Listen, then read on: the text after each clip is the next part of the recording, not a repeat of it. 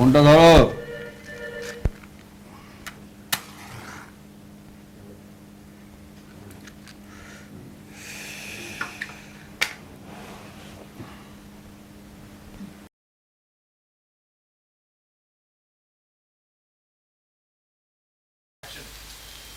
কি ব্যাপার, এত সকাল সকাল ঘুম থেকে উঠে পড়েছো?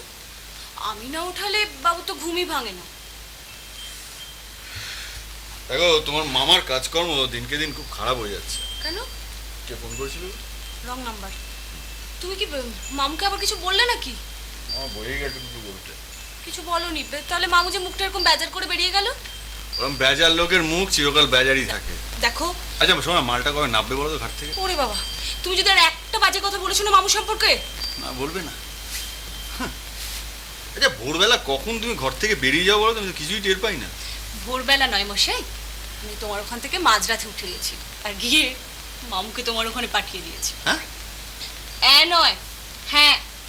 এমনিতে তো বছরে 6 মাস বাড়িতেই থাকো না, তারপরে আবার শোবে আমার সাথে আর চিন্তা করবে অন্য জনের। দেখো, সকাল ফালতু কথা বলে আর মাথাটা ও গরম করে দিও না। ও আমি যা বলি সব ফালতু না। আর তুমি যখন শুয়ে শুয়ে শুধু আমাকে জড়িয়ে ধরো আর সুমনা সুমনা করো তখন।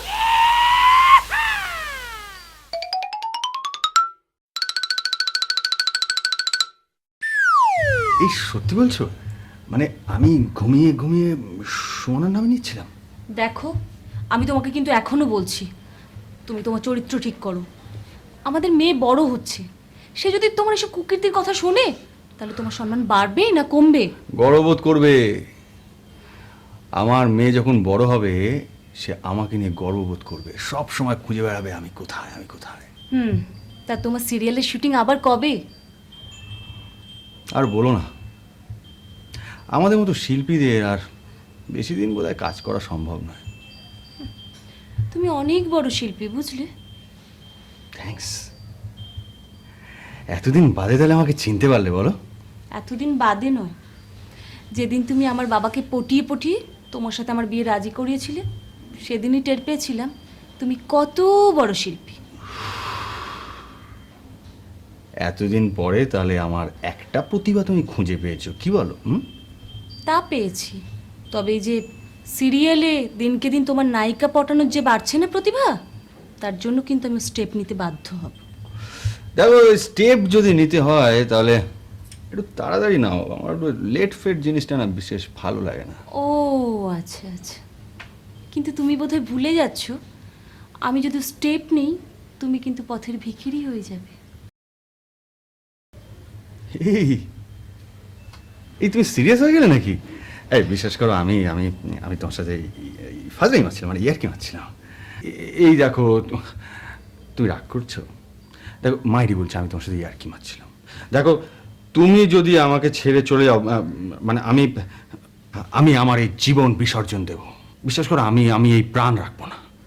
আমি বিসর্জন দেব আমার এই জীবন, এবং তোমার এই গর্জন আমি বন্ধ করিয়া দিব। তাহলে আমি বরং মামুকে দিয়ে একটু বিষ আনিয়ে দিই। বিষ? না না না, ওটা চলবে না। এত ভেজাল, মানে গন্ডগোল হয়ে যাবে। শোনো, বেশি ফ্যাচ ফ্যাচ করো না তো। যে মানুষ মরতে ভয় পায় আমি তাকে পুরুষই মনে করি না।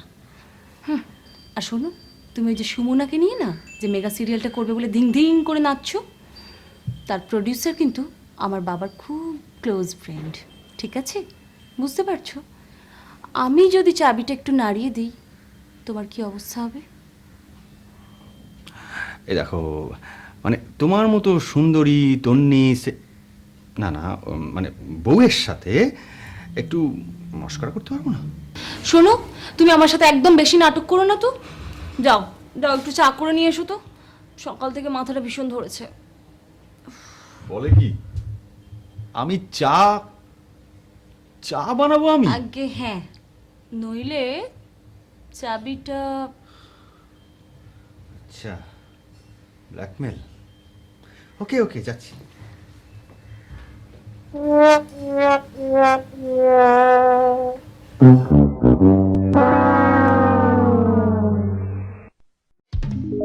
ও চোখে আমার শুরু আর শেষ, শোনো না, আমার আজকে রান্নাটা তুমি করো না প্লিজ। প্লিজ। আমারই মরণ। দেখো তুমি রান্না কেন বললে আমি তোমাকে গিলি কি? না না মানে নিজে হাতে খাইয়ে দেবো, দরকার হয় ঝিনুকে করে খাইয়ে দেবো। শোনো, তুমি যখন চা করতে গিয়েছিলে না, তখন সুমনা ফোন করেছিল, তোমাকে করতে বলেছে, আর্জেন্ট। সুমনা? দেখো সুমনা আমাকে ফোন করতে বললেই আমি ফোন করবো কেন? আর্জেন্ট নিকুচি করেছে তোমার আর্জেন্টে। আমার আর সার্ভেন্ট। সো কিউট ইউ ওয়ে। Thank you. আচ্ছা, তুমি কবে থেকে এরকম সুন্দর সুন্দর বুলি আওড়াতে শুরু করলে? কবে থেকে আর? কথায় আছে না, হাতি যখন পাকে পড়ে মশাও তখন লাথি মারে। মশাও লাথি মারে? তা এখানে হাতিটা কে শুনি? সিচুয়েশন ওয়াইজ তো হাতিটা আমি। আর চেহারাগত দিক থেকে দেখতে গেলে হাতিটা আমি হতে পারি না, কারণ দুটো খাট ভাঙার পর 3 নম্বর খাটে এসেছে। এই দেখো, বিড়বিড় করো না তো, কানের কাছে বিড়বিড় করলে ভালো লাগে না। মনে থাকবে? মনে আবার থাকবে না, হৃদয়ে লেখা থাকবে। বাবা। শোনো না, বলো না। বলছি তাহলে তুমি একটু কথা বলবে তো? বলবো তো, বলো কি বলবো। না মানে তোমার বাবার সাথে একটু।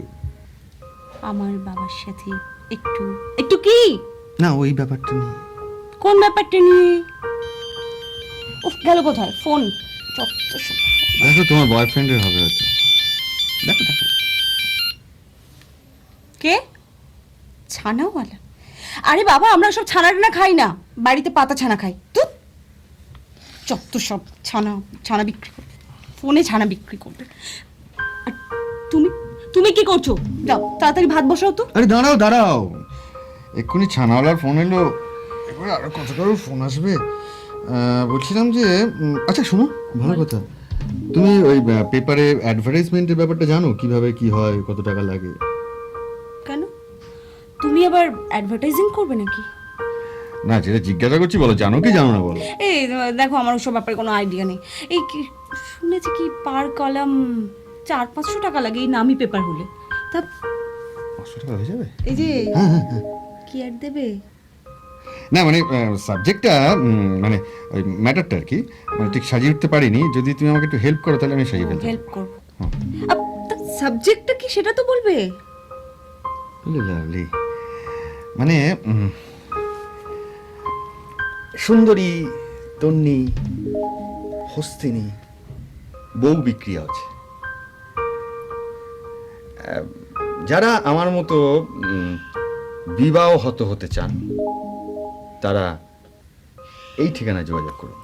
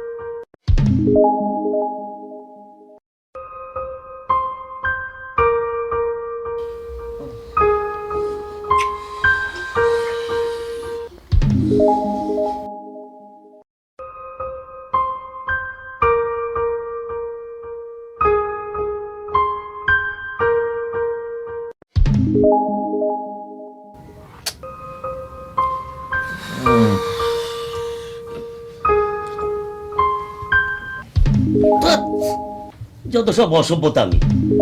নিজের মামার সাথে কেউ এরকম আচরণ করে? আমার হয়েছে যত সব জ্বালা।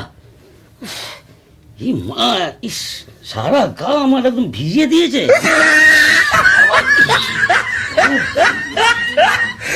কি করে